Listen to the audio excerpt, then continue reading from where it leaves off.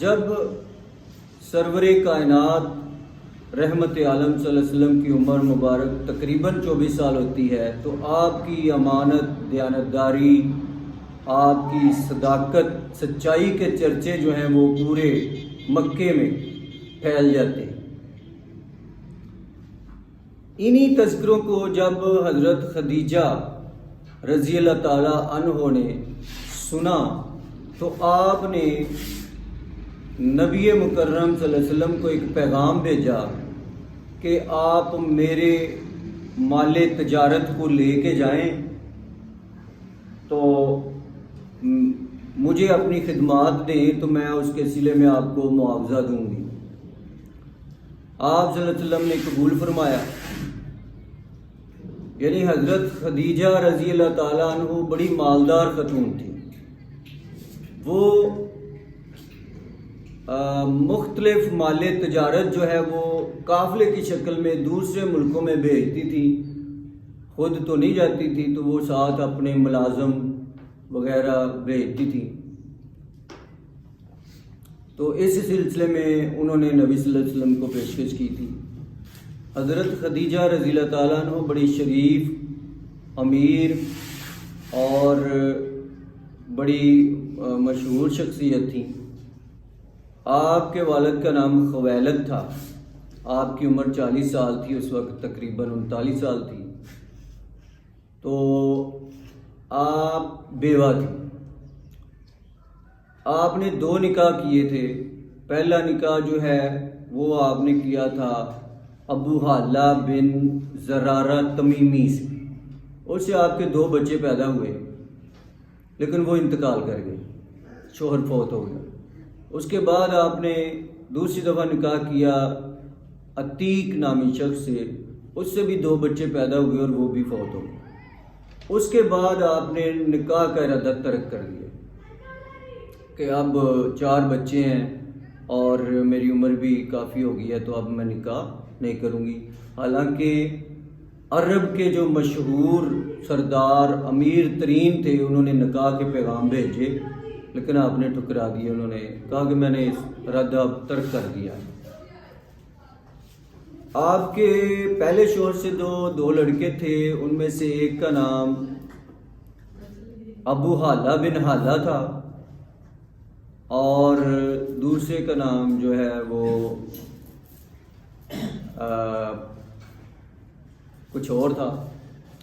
دوسرے جو شوہر سے عتیق سے بچے تھے، ان میں سے ایک کا نام عبداللہ بن عتیق تھا اور جو دوسری بچی تھی ایک، جن کا نام فاطمہ بنت عتیق تھا۔ حضور صلی اللہ علیہ وسلم جب آپ کا تجارت کا مال لے کر گئے، شام کی طرف یہ سفر تھا، تو ایک میسرہ نامی غلام تھا حضرت خدیجہ کا، انہوں نے ساتھ بھیجا اسے۔ وہ ان کا خاص بندہ تھا جو سارا دھیان رکھتا تھا کہ یہ آ کے بتاتا تھا سارا حال۔ نبی صلی اللہ علیہ وسلم کے ادھر اس نے بہت سارے ایسے کچھ چیزیں دیکھیں کہ جو غیر معمولی تھیں۔ یعنی حضور صلی اللہ علیہ وسلم جاتے تو ان کے اوپر سایہ ہوتا، یعنی 2 فرشتے جو ہیں وہ اپنے پروں کا سایہ کرتے تھے آپ کو دھوپ سے بچانے کے لیے۔ وہ شاید انہیں تو نظر نہیں آتے تھے، بہرحال سایہ نظر آتا تھا۔ جب آپ شام پہنچے تو وہاں ایک یہودی راہب تھا، عالم تھا، جس کا نام تھا نستورہ۔ نستورہ نے آپ کو نبوت کی نشانیوں سے پہچان لیا، چونکہ عیسائیوں اور یہودیوں کی کتابوں میں نبی صلی اللہ علیہ وسلم کی نشانیاں بیان ہوئی تھیں، تو جو ان کے پڑھے لکھے اور سمجھدار لوگ تھے وہ جانتے تھے، تو اسی لیے اس نے پہچان لیا اور ایک درخت کے نیچے آپ نے پڑاؤ ڈالا شام جا کر۔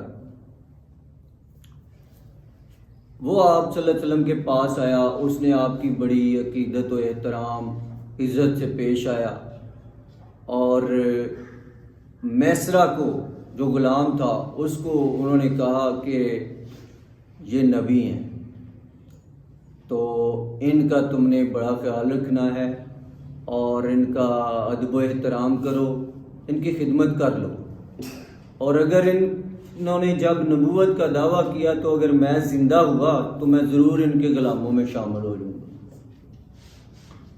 اور حضور صلی اللہ علیہ وسلم سے بھی اس نے اظہار کر دیا۔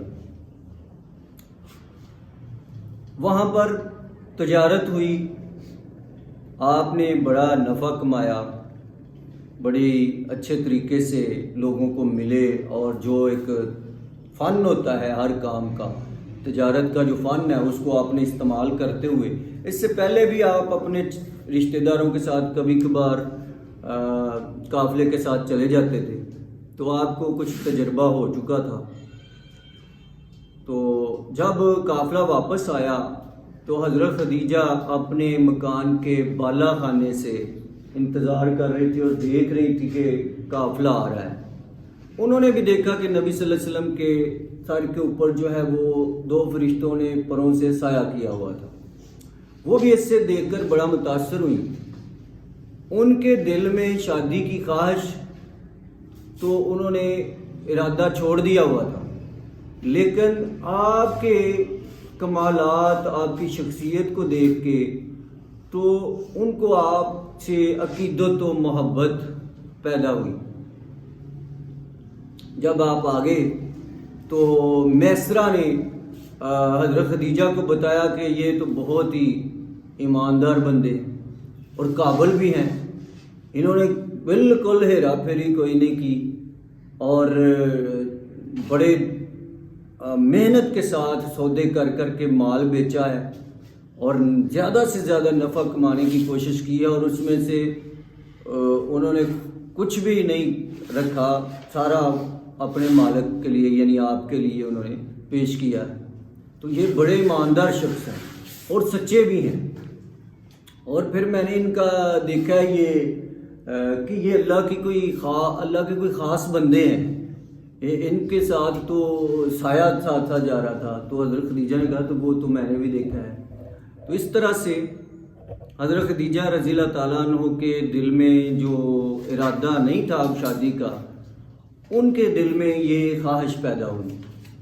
انہوں نے اپنی بھابی جو ہیں ان کی بیوی حضرت صفیہ کو بلایا، جو حضور صلی اللہ علیہ وسلم کی پھوپھی بھی تھیں، یعنی ان کی جو بھابی تھی ان کے بھائی کی بیگم تھی حضرت صفیہ۔ تو وہ ان سے آپ نے پوچھا مزید آپ کے بارے میں، کیونکہ وہ آپ کی پھوپھی تھی، وہ زیادہ جانتی تھی۔ انہوں نے بھی کہا کہ میرا جو بھتیجا ہے وہ انتہائی قابل اور سچا اور ایماندار شخص ہے۔ تو انہوں نے ایک لونڈی کے ہاتھ حضور صلی اللہ علیہ وسلم کو پیغام بھیجا نکاح کا، کہ آپ سے میں نکاح کرنا چاہتی ہوں۔ حضور صلی اللہ علیہ وسلم نے اپنے بڑوں سے مشورہ کیا، بزرگوں سے مشورہ کرنے کے بعد جو ہے وہ فیصلہ ہوا کہ آپ نے رضامندی کا اظہار کر دیا۔ اس وقت حضور صلی اللہ علیہ وسلم کی عمر 25 سال تھی اور حضرت خدیجہ رضی اللہ تعالیٰ عنہ کی عمر جو ہے وہ 40 سال تھی، آپ کے 4 بچے بھی تھے۔ تو اتنے جوان خوبصورت، انہوں نے یہ نہیں دیکھا کہ یہ اس کی عمر مجھ سے زیادہ ہے یا کوئی اور اس طرح کی وجہ جو ہے، شادی شدہ ہے، ہمارے ہاں ہوتا ہے نا کہ یہ پھر بعد میں نہیں ہوتے رشتے۔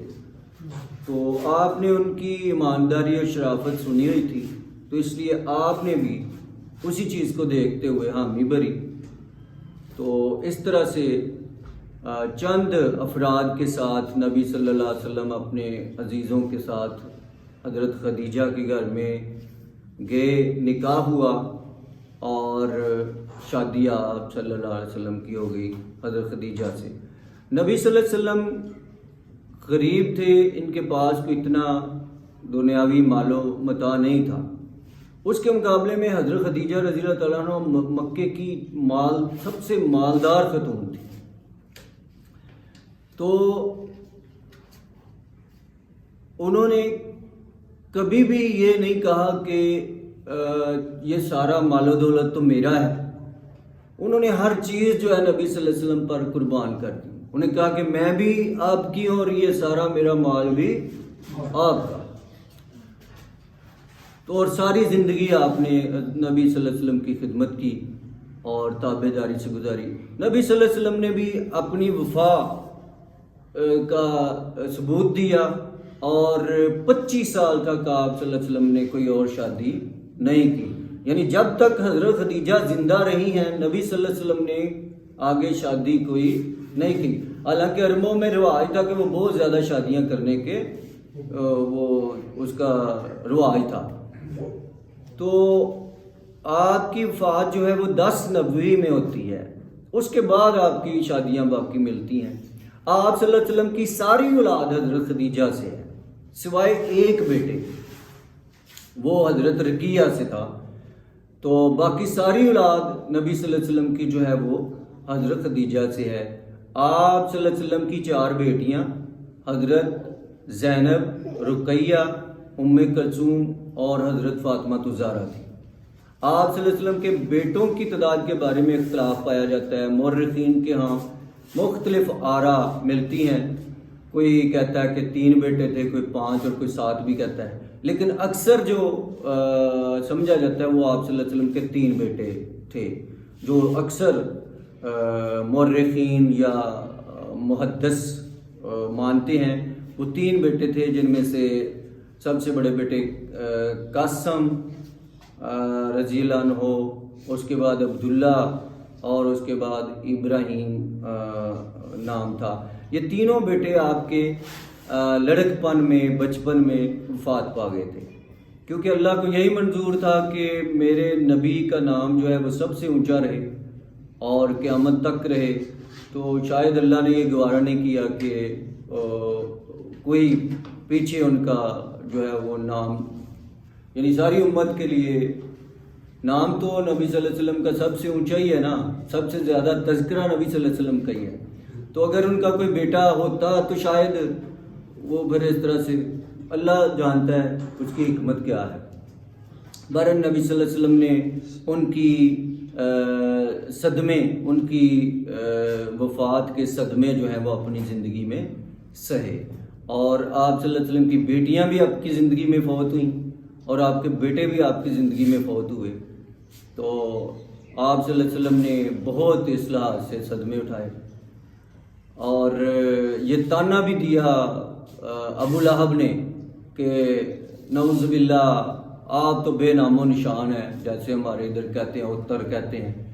تو نبی صلی اللہ علیہ وسلم کو بہت دکھ ہوا. تو اللہ تعالیٰ نے پوری جو پھر آیت پوری صورت نازل فرمائی مختصر سی، انا آتینا کل کوثر، کہ تجھے سب سے زیادہ جو ہے وہ خزانے دیے گئے ہیں. تجھے یہ بیٹے کا اولاد، نرینہ اولاد کا نہ ہونا پریشان نہ کرے. ساری امت تیری اولاد ہے اور اولاد والوں کا نام نہ رہے گا لیکن تیرا نام زندہ رہے گا اور ہر روز لیا جائے گا اور ہر آنے والے دن کے بعد وہ نام بڑھتا ہی جائے گا، تیرے تذکرے بڑھتے ہی جائیں گے. سب سے پہلے حضرت آدم علیہ السلام نے وقت کے ساتھ ساتھ جو ہے وہ عمارت گر جاتی تھی، خستہ حال ہو جاتی تھی، پھر اس کا کوئی بندہ آ کے اس کو تعمیر کرتا تھا، لیکن اس پہ چھت نہیں تھی، بس دیواریں وغیرہ تھیں. تو اس وقت بھی یہ جو ہے وہ نقصان پہنچا. تو نبی پاک صلی اللہ علیہ وسلم نے اپنے خاندان کے ساتھ مل کر اس کی تعمیر کی اور اس میں وہ حجر اسود کا واقعہ پیش ہے جو میں پہلے بتا چکا ہوں. تو دوبارہ اس واقعے کو نہیں بتائیں گے، وہ پہلے ہی آپ سن چکے ہیں. تو اس طرح سے نبی صلی اللہ علیہ وسلم کی نبوت کا جب قریب زمانہ آ گیا تو آپ کو سچے خواب آتے تھے. پہلے وحی آنے سے پہلے آپ کو سچے خواب آتے تھے جب آپ صبح اٹھتے تھے تو وہی بات ہو جاتی تھی جو آپ رات کو خواب میں دیکھتے تھے۔ اس طرح سے آپ صلی اللہ علیہ وسلم کا دل جو ہے وہ لگتا نہیں تھا دنیا کے کاموں میں، تو آپ جو ہے وہ زیادہ سے زیادہ اللہ کا ذکر کرتے تھے۔ آپ نے اپنا معمول بنا لیا تھا کہ غار ہیرا میں چلے جاتے تھے۔ مکے کی ایک سائڈ پہ پہاڑ ہے احد، تو اس کے اندر ایک غار تھی، غار ہیرا۔ اس میں آپ کچھ ستو، کھجوریں، پانی وغیرہ لے کر چل جاتے تھے اور اللہ کی یاد کرتے رہتے تھے، یہاں تک کہ آپ کئی دن تک وہاں رہتے تھے۔ جب کوئی ضرورت کا سامان لینا ہوتا تھا تو گھر سے آ کے لے جاتے تھے، یا آپ کا کوئی عزیز جو ہے وہ دے جاتا تھا۔ تو اس طرح کئی دن آپ وہاں رہتے تھے۔ جب یہ معمول کافی ہو گیا اور آپ کی عمر مبارک جو ہے وہ 40 سال ہو گئے، تو آپ صلی اللہ علیہ وسلم پر پہلی وحی نازل ہوئی، اور حضرت جبریل علیہ السلام جو ہیں وہ آپ کے پاس تشریف لائے، اور انہوں نے کہا اقرا بسم ربک الذی خلق خلق الانسان من علق اقرا وربک الاکرم الذی علم بالقلم علم الانسان ما لم یعلم۔ تو نبی کریم صلی اللہ علیہ وسلم اس واقعے سے خوف زدہ ہوئے۔ یہ ایک فطری عمل ہے کہ ایک بہت ہی زبردست قسم کی جو شخصیت ہے، جو پہلے نظر کسی کو بھی نہ آتی ہو، بہت بھاری جسم والی، وہ آپ کو دکھائی دی۔ زمین و آسمان کے اندر آپ نے جبریل کو دیکھا کہ پورے علاقے کو اس نے گھیرا ہوا ہے، مشرق سے مغرب تک آپ کے پر پھیلے ہوئے۔ تو اس کی دہشت دیکھ کر نبی صلی اللہ علیہ وسلم خوف زدہ ہوئے۔ تو انہوں نے جب کہا پڑھ، تو آپ صلی اللہ علیہ وسلم نے فرمایا کہ میں پڑھنا نہیں جانتا، میں پڑھا لکھا نہیں ہوں۔ حضرت جبریل علیہ السلام نے آپ کو سینے سے لگا کر پہنچا، دبایا، تو کہا کہ پڑھ، تو آپ نے دوبارہ وہی جواب دیا کہ میں پڑھا لکھا نہیں ہوں۔ تیسری دفعہ جب آپ نے سینے سے لگا کر آپ کو چھوڑا تو آپ نے پڑھنا شروع کر دیا۔ تو اس طرح سے نبی صلی اللہ علیہ وسلم پر پہلی وحی نازل ہوئی، یعنی ہمارا جو قرآن کریم عظیم ہے، اس جو شروع ہوا نازل ہونا وہ ہے اقرا بسم ربک الذی خلق، یہاں سے شروع ہوا، الحمد سے شروع نہیں ہوا۔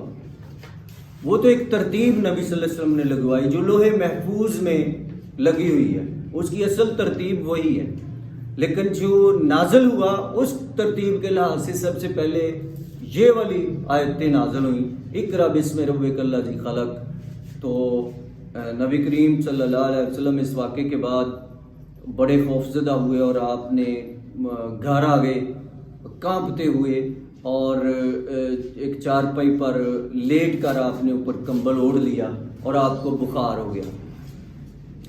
یہ کیفیت بہت جو ہے آپ کے لیے ایک خوف زدہ کر دینے والی تھی۔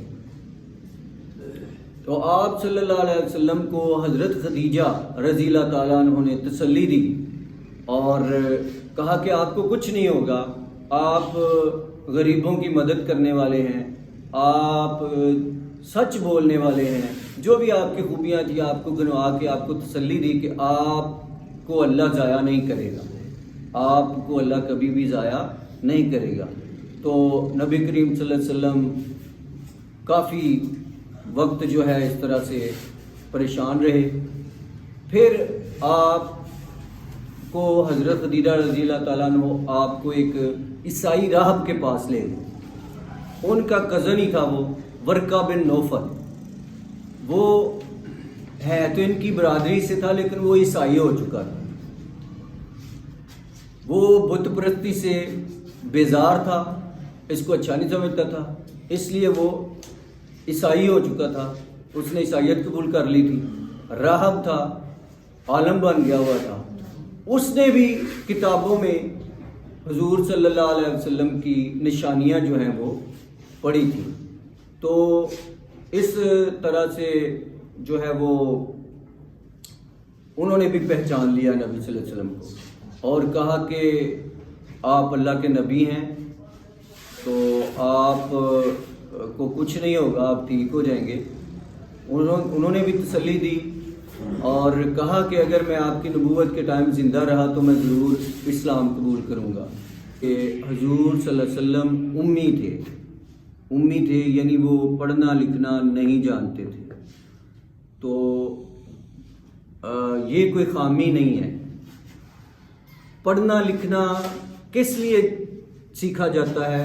علم حاصل کرنے کے لیے۔ پڑھنا لکھنا خود ایک علم نہیں ہے، پڑھنا لکھنا ایک فن ہے جس کو سیکھ کر بندہ علم حاصل کر سکتا ہے، ٹھیک ہے۔ علم اور ہوتا ہے، پڑھنا لکھنا ایک فن ہے جس کو سیکھ کر انسان کتابیں پڑھ کے علم حاصل کر لیتا ہے۔ جس کو کتاب نہیں پڑھنی آتی، ظاہر ہے پھر وہ اس کے پاس یہ کیپیسٹی نہیں ہوتی، وہ تو سن کے ہی کر سکتا ہے، کچھ نہ کچھ تو کر سکے۔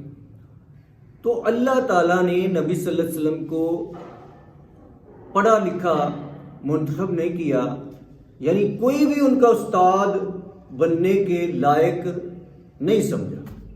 اگر آپ کو کوئی پڑھاتا لکھاتا تو کوئی استاد ہوتا نا، نبی صلی اللہ علیہ وسلم کا استاد کوئی نہیں ہے، ڈائریکٹ اللہ نے خود ان کو علم دیا ہے۔ کتابوں سے آپ نے علم حاصل نہیں کیا، آپ کو حضرت جبریل علیہ السلام کے ذریعے اللہ تعالیٰ نے پڑھایا ہے۔ اور بعض اوقات نبی صلی اللہ علیہ وسلم کچھ پریشان ہوتے تھے کہ مجھے بھول نہ جائے، یعنی آیت لے کے آئے ہیں، کچھ آیتیں لے کے آئے ہیں جبریل علیہ السلام، انہوں نے تلاوت کی ہیں، نبی صلی اللہ علیہ وسلم دل میں ان کے پڑھتے رہتے تھے کہ جب تک میں لکھوا نہ لوں کہیں مجھے بھول نہ جائے۔ تو اللہ تعالیٰ نے کہا کہ تمہیں نہیں بھولیں گی، آپ پریشان نہ ہوں، آپ جب تک آپ حفظ ہی رہے گا آپ کو۔ تو یہ اللہ کی دین ہے، جس کو وہ دیتا ہے۔ تو کبھی بھی پھر آپ کو پریشانی نہیں ہوئی، اور آپ پر جب نازل ہوتا تھا قرآن تو آپ جو پڑھے لکھے لوگ تھے، جو لکھنا پڑھنا جانتے تھے، ان کو آپ صلی اللہ علیہ وسلم لکھا دیتے تھے کہ یہ نوٹ کر لو، اور پھر وہ کاتب جو ہے وہ پڑھ کے سناتا تھا اور آپ اصلاح کرتے تھے، ہاں ٹھیک ہے، اگر کہیں غلطی ہوتی تو آپ اس کو درست کرواتے۔ اس لیے قرآن عظیم جو ہے یہ اللہ کا کلام ہے، اور اس کو نبی صلی اللہ علیہ وسلم نے اپنی نگرانی میں جو ہے صحیح لکھوایا ہے، اور اللہ کا اس میں دعویٰ ہے کہ اس میں کوئی بھی کمی بیشی قیامت تک نہیں ہو سکتی۔ تو اس لحاظ سے یہ وضاحت کرنا مقصود تھی کہ یہ کوئی عیب نہیں ہے، یہ کوئی خامی نہیں ہے، علم بغیر پڑھے سے بھی مل جاتا ہے۔ تو لیکن عام بندے کو تو نہیں نہ ملتا، عام بندہ جو ہے وہ تو پڑھ لکھ کے کتاب پڑھے گا نا، وہ ایک ان کا خاص ایک انعام تھا کہ اللہ تعالیٰ ان کو جو ہے وہ جبریل کے ذریعے بتاتے تھے، کتاب کے ذریعے نہیں پڑھتے۔ آپ پچھلے جتنے انبیاء گزرے ہیں ان کو کتاب ملتی، وہ پڑھے لکھے ہوتے تھے، تو ان کو ایک کتاب آسمان سے آتی تھی، فرشتہ لے کر وہ دے کے چلا جاتا، ساری کی ساری اکٹھی۔ لیکن نبی صلی اللہ علیہ وسلم کا سلسلہ جو ہے یہ ڈیفرنٹ رہا ہے کہ تھوڑا تھوڑا جو ہے وہ آپ کے اوپر قرآن نازل ہوتا رہا ہے اور آپ کو زبانی یاد ہوتا رہا ہے، آپ آگے اس کو لکھواتے رہے ہیں۔ اس کے علاوہ بھی بہت سارے علوم یا غیب جو آپ صلی اللہ علیہ وسلم کو ضرورت ہوتی تو اللہ تعالیٰ اس وقت آپ کو جیسے نبی کریم صلی اللہ علیہ وسلم جب معراج شریف پہ گئے تو آ کر انہوں نے کہا کہ میں آسمانوں کی سیر کر کے ہوں، میں نے دوزخ دیکھی ہے، میں نے جنت دیکھی ہے۔ تو کافروں نے مذاق اڑانا شروع کر دیا کہ یہ راتوں رات اتنی دور جا کے تو واپس بھی آ گیا ہے، تو یار ہنسی مذاق کرنے لگے۔ تو ابو جہل کو پتہ چلا، وہ بڑا ہر وقت کان لگائے رکھتا ہے کوئی بات ملے ان کی، تو وہ بات ملی اسے تو وہ بڑا خوش ہوا کہ اب اس کو میں جھٹلاؤں گا، اب لوگوں سے اس کا مذاق بنواؤں گا۔ اس نے لوگوں سے کہا تو لوگوں نے کہا نہیں یہ تو نہیں ہو سکتا۔ وہ حضرت ابو بکر صدیق کے پاس گیا، انہوں کو بولا کہ یہ کوئی بندہ اگر ایسے کہے تو ہو سکتا ہے؟ آپ نے کہا نہیں ہو سکتا۔ تو اس نے کہا پر تیرا دوست ہی کہہ رہا ہے۔ انہوں نے کہا ہے ہاں جی انہوں نے کہا ہے۔ آپ نے کہا پھر سچ ہے۔ اس کو کیا پتا تھا کہ یہ ایک خاص ہوتا ہے. انہیں تو پتا تھا نبی کی ڈور تار جو ہے کہاں جڑی ہوئی ہے, تو وہ تو کچھ بھی کر سکتا ہے.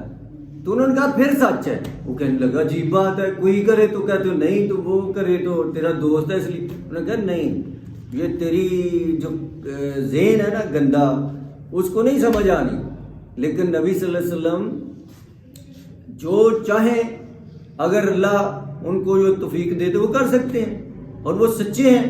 انہوں نے اگر کہا ہے تو سچ کہا ہے.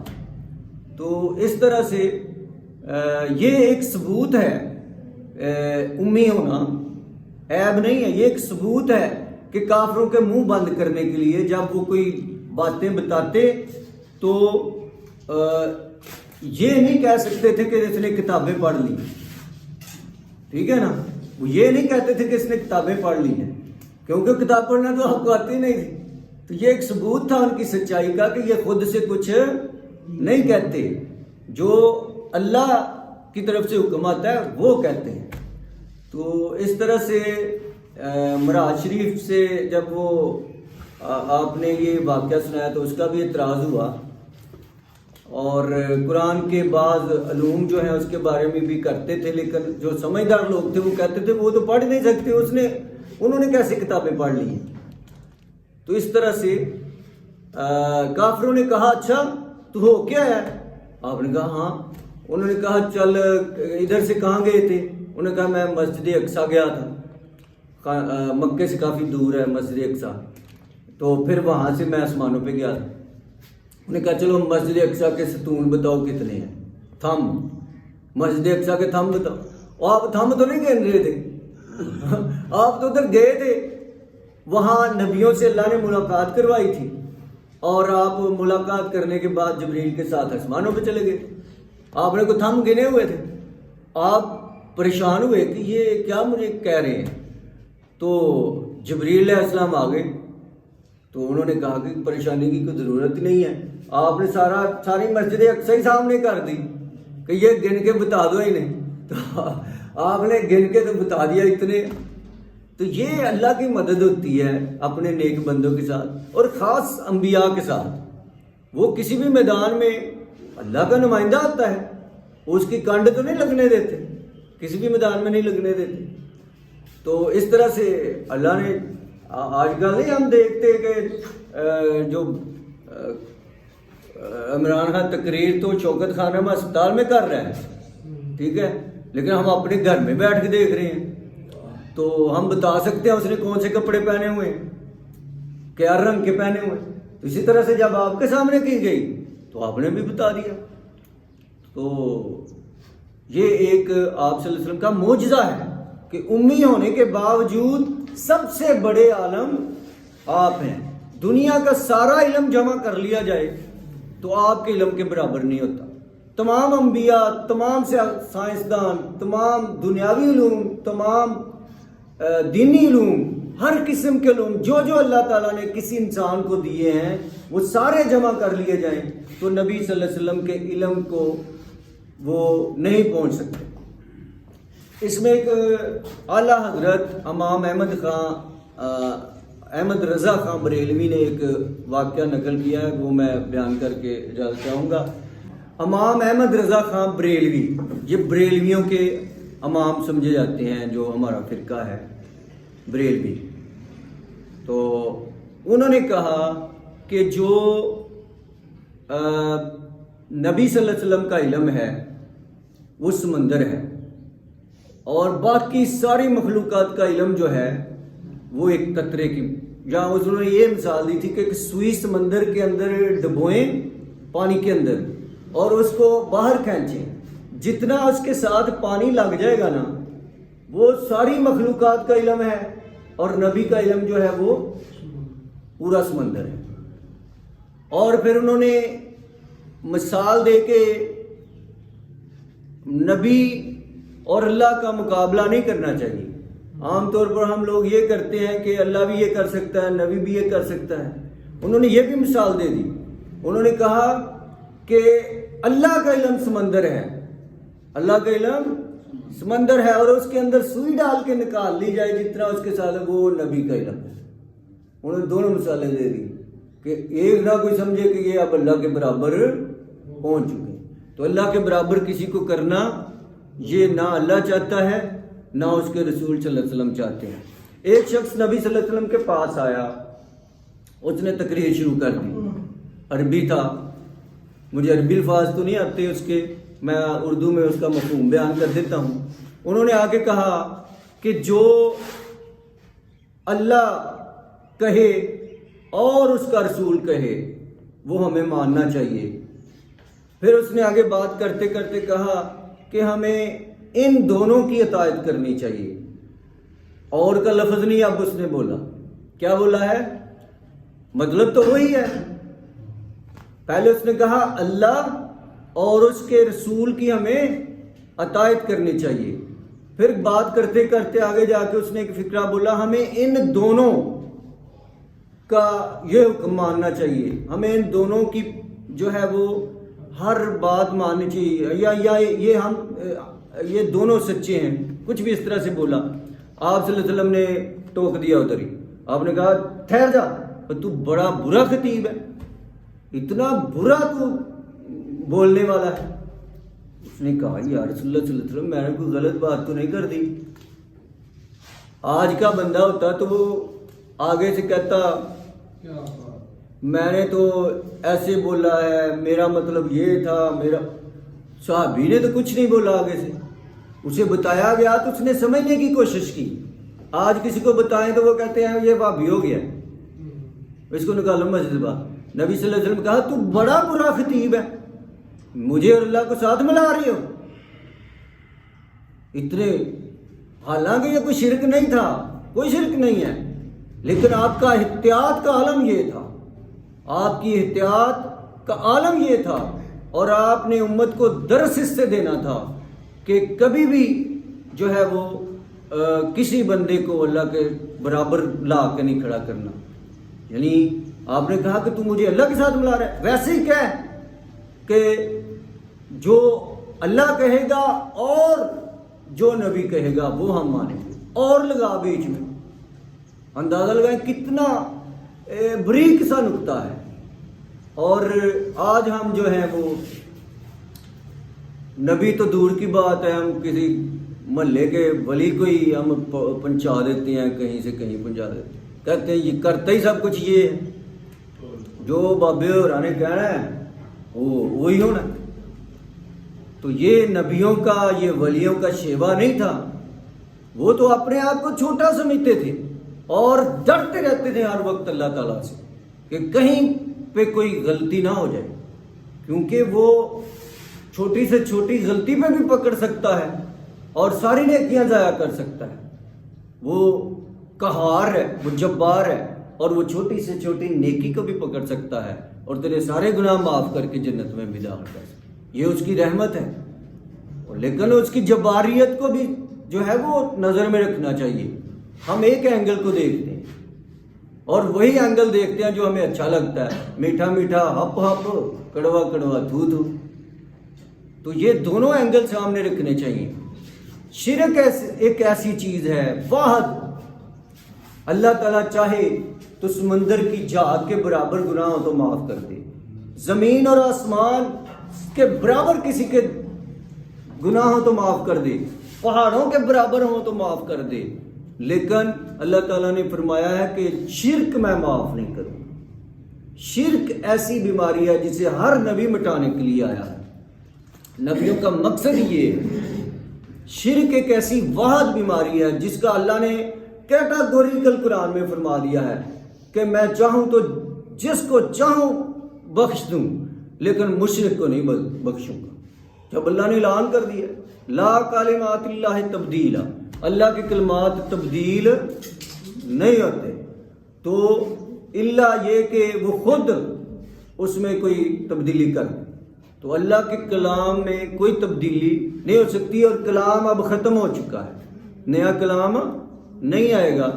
تو یہ ہمیں اس چیز کو, اس نقطے کو بھائی سمجھنے کی ضرورت ہے جو سب سے زیادہ خطرناک ہے, یعنی جس کی معافی کوئی نہیں ہے. لیکن ہم اتنے دلیر ہیں کہ ہم حملہ ہی سب سے پہلے اس پہ کرتے ہیں.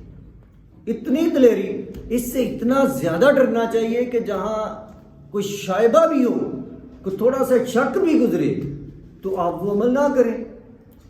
کون سا وہ ضروری ہوتا ہے؟ نماز پڑھا کریں، ٹھیک ہے؟